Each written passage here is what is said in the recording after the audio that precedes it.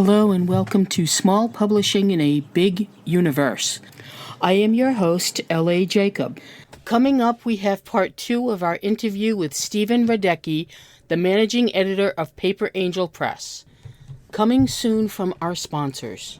The Dragon Gem from Water Dragon Publishing this month is Cinera by author Jay Dark. If you enjoyed the Glass Bottle series, you'll enjoy revisiting the magic of that world with Cinera. Water Dragon Publishing has a new set of audiobooks available.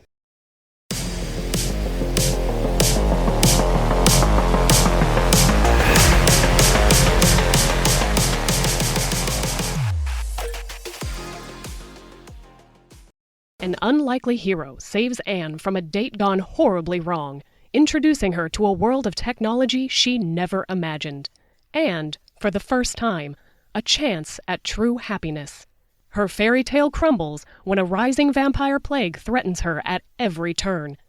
To have any hope of surviving, Anne must push beyond the adolescent trauma that ruined her life and fight back with the help of an eclectic group of extraordinary individuals dwelling in a lonely factory deep in the heart of San Francisco, whose secrets are as shocking and dark as the vampires themselves.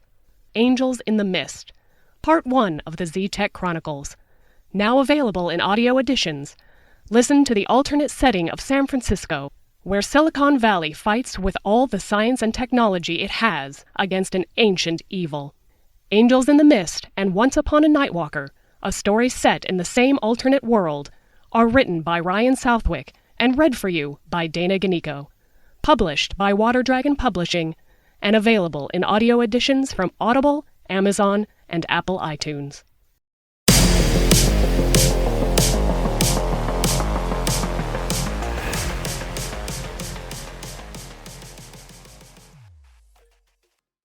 Today's guest is Steven Radecki, the managing editor of Paper Angel Press. In part 2 of our interview, we discuss what authors should expect from his publishing company and a bit about marketing and promotion. If you would like to participate in our future Ask the Publisher podcasts, go to spbu-podcast.com and click on the Ask Us link at the top.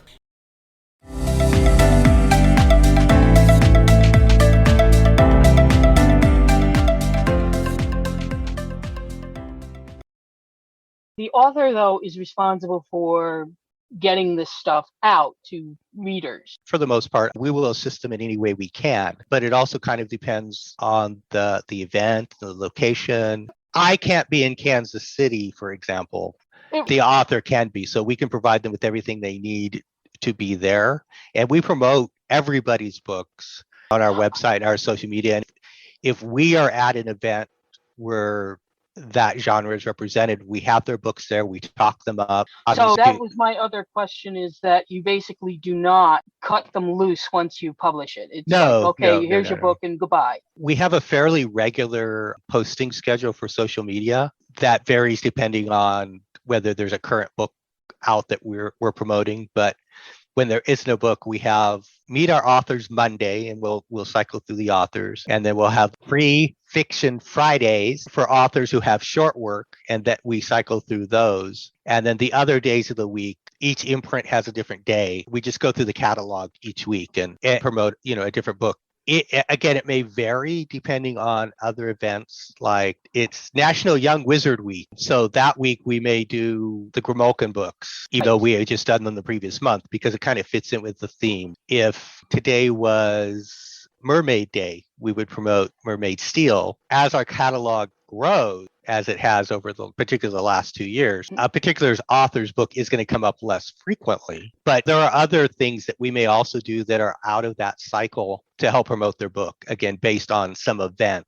or some promotion that's going on. Well, the next question is actually, what happens right after you sign an author? One of the things that we'll post on our blog and social media, imprint, whichever one it is, welcomes author, whoever it is. So that right out the gate, we're starting to build interest in the author and their book. Even if their book isn't coming out for 6 to 9 months, we're starting to build some momentum from day one on. Then from that point, we set a targeted publication date for the author's book. We try to do it no further than 6 months out from their submission date, because part of our goal or our business philosophy, for lack of a better term, is that traditional publishing takes way too long. If you sign with one of the big houses, it'll be a year or two before your book ever sees print, as it were. That's a long time to wait. I mean, there are business reasons why that happens, but the reality is that's just, it takes too long. So we try to get a book out within 6 months of the submission date if we can. I mean, there's other factors that go into that, but the press release announcement, we've signed the author and start building that interest. And we work with the author on working, as I talked about before, about developing a tagline and summaries for the book so that we can get those on the website as coming soon. And then we start discussing with the author, because some authors come into it with very clear and specific ideas. Oh, I want the cover to look like X. And then we can get that process started. And some there's like, wow, I never really thought about it and then that's a whole other set of discussion. But we try to get that going as early as possible, because so much of the promotional material that we want to develop is based on the cover designs, because we want to use those fonts and those palettes and so on and so forth. In general, the cover, at least the front cover, gets developed fairly early in the cycle, possibly even earlier than they get for the first round of edits from us, depending on how quickly it comes together. Some of them come together very, very quickly, and some of them, they take a little bit longer. Once it's been signed and we have the summary and the tagline, it becomes listed on the website as coming soon. And we'll post the cover as soon as it becomes available, but all that information is there. So the authors can start pointing to it. Hey, look, they listed my book. They can start doing that. And then we could start the process. There's usually at least 2 editorial rounds. So the author will get a set of suggestions and editorial changes from us. They get a chance to go through and review that. And we have discussions. So I'm assuming, you being the editor, you're not like the final end and be all, like you have to make these changes or I will not publish this book. We have been fortunate that we've not run into that. Without going into too much detail, my editorial process is basically twofold. Here are the edits I really, really think you should make. Those tend to be punctuation changes, word choice changes, structural changes. The other ones might be a comment. It might be interesting to add a description of the book here, or you may want to describe their reaction to this, or something where it's just like, you may want to think about this, or here might be an alternate way of phrasing what you've said.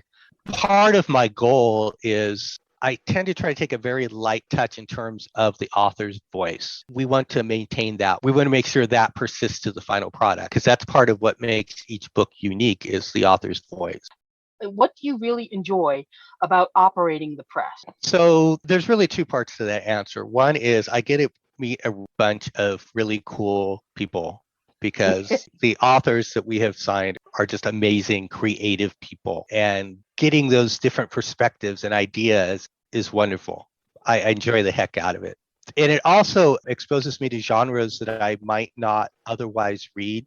And that's good for me because it broadens my horizons a little bit. But it's dealing with the authors, and leading to the second part of the answer is helping these authors realize their dream of being a published author, doing it, as we talked about, quickly. And part of that is also telling your friends and family for 2 years, yes, my book is coming out real soon, gets kind of old, right? People, I would think people stop believing you because it's not on Amazon yet. You made it up. That's one of the really cool parts about it, is allowing these other authors to achieve their dream and be able to add published before the word author in their name. What are some of the positive things that are happening with the press and its imprint? I'm going to have to go with the most positive thing that has happened is we've signed new authors this year, which is kind of exciting, because we were kind of, for a while there, we were kind of looping through the same one. Not that their work isn't great or anything. It was, from a promotional standpoint, it was also limiting us to just those geographic areas. And this is finally getting us an opportunity to have authors in some other areas where we can start getting some appearances. That's probably the most positive thing that I can say at this point, because most of it has been primarily, I'm going to say, challenging. The pandemic has not been kind to small business. For any independent author or small publisher, the bulk of your awareness and the bulk of your sales are going to happen at events. They're going to happen at conventions. They're going to happen at local fairs. They're going to happen of local book signings. Because on Amazon or Barnes & Noble, any place, you're just one of tens of thousands of other books that are getting published every month. And it's hard to kind of rise above that particularly with the Yep. money that the big publishers are spending to tout the latest Stephen King. We're going into our second year where there have been no in-person conventions and local festivals or whatever have been canceled. Right. And there just has been no opportunity to get there in front of people. We've done pretty well when we've gone to Worldcon, we've gone to BayCon, and there's always a ripple effect even from those. You get not just a promotion, but you also get the awareness, because even if they don't buy them from you there, they go back or they tell their friends or they buy them on Amazon and we'll still take your money.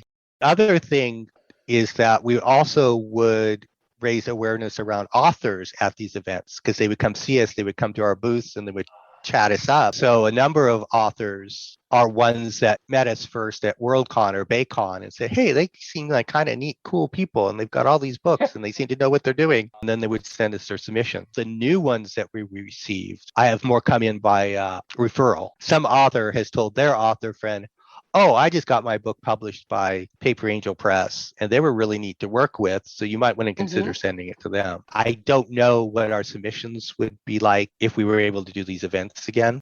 Because the other thing that we'll do at the events as well, since we're there in person, we'll also say, come pitch your story here live.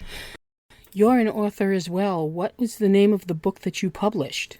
Building Baby Brother. It's available on Amazon and paperback, hardcover, digital. And we just finally, earlier this year, released the audio edition, which was very exciting. And that's available on Audible and iTunes. If they wanted to contact the press, the best way to do it is to go to the website and use the contact us form. Because there's a nice form there where they can check the little boxes, specifically what they're interested in. There's submissions or more information or whatever, and that kind of helps guide the conversation. What I hope to do in the near future is to have you on for some Ask the Publisher questions or Ask the Editor questions that would be submitted by our listeners. That sounds like it could be a lot of fun. Thanks again to our guest, Steven Radecki, Managing Editor of Paper Angel Press.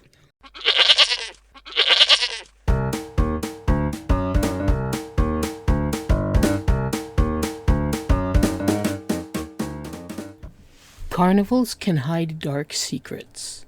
Sean Conway is about to discover why. Carnival Farm by Lisa Jacob is about a young veterinarian bored with her work who purchases a traveling carnival's petting zoo with the intent of nursing the neglected animals back to health.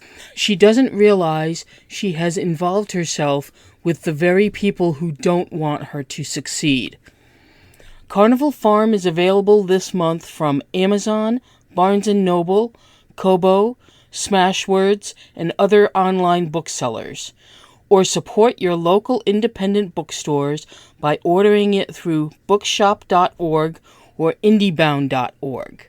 For more information, visit our website at paperangelpress.com/carnival-farm.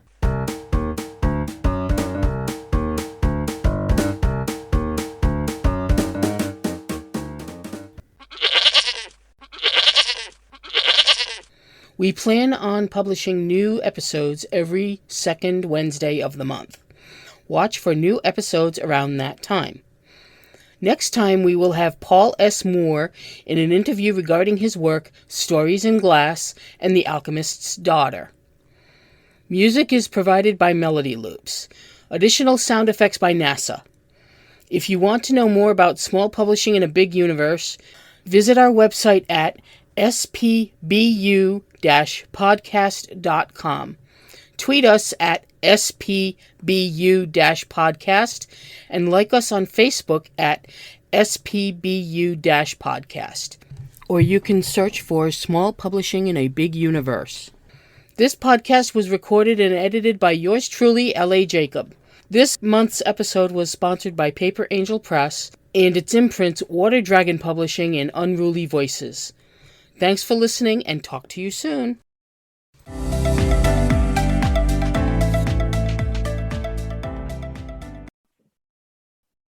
That's why you can use Ether in the skip stream. Communicate across light years. Figure out where you are now, when a minute ago you were a light hour from here. It's like whatever's inside a wormhole without the nasty appetite of a black hole.